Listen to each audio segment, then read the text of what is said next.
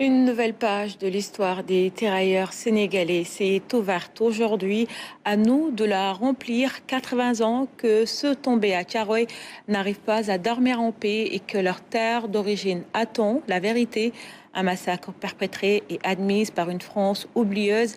Thiaroye 44, histoire en réparation. C'est une chronique signée Oumar Diaw. Décembre s'ouvre sur le triste souvenir de Thiaroye 44.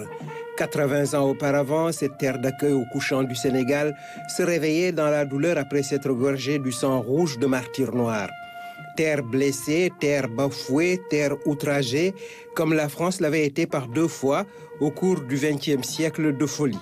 Pourtant, l'Empire n'a jamais été sourd aux complaintes et aux appels insistants d'une métropole en détresse, menacée dans son existence même par une Allemagne nazie, au-dessus de tous, du moins le prétendait-elle.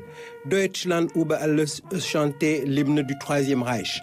Après avoir aidé la France conquérante à s'implanter dans les colonies, les tirailleurs ont été contraints et forcés à s'engager au lointain, à des milliers de kilomètres de leur véritable mère patrie, joyeuse, de leur village paisible, dans la chaleur, les éclats de rire et les brumes matinales tropicales. Subitement, les voilà sur des fronts froids, inconnus, et où la mort rôdait sans cesse. Ils y sont allés sans peur, ni frayeur, armés de courage, à toute épreuve, et d'une volonté ferme de vaincre, quitte à aller jusqu'au sacrifice suprême.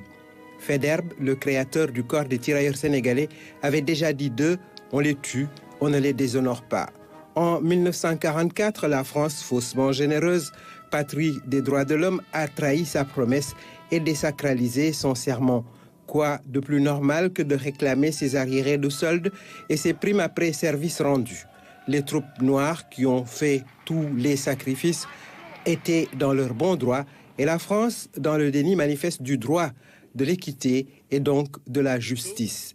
Échapper à la guerre et mourir au retour d'une campagne périlleuse, glorieuse, est assurément une aporie, une absurdité. Le discours de Jean-Noël Barrot apaise sans être lénifiant en ce qu'il n'a pas fait dans la langue de bois.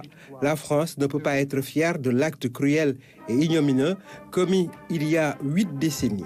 Et pour que l'oubli si commode n'ensevelisse pas le souvenir de ces fils d'Afrique, le Sénégal a décidé de commémorer le massacre et, ce faisant, de les immortaliser par la perpétuation de leur mémoire.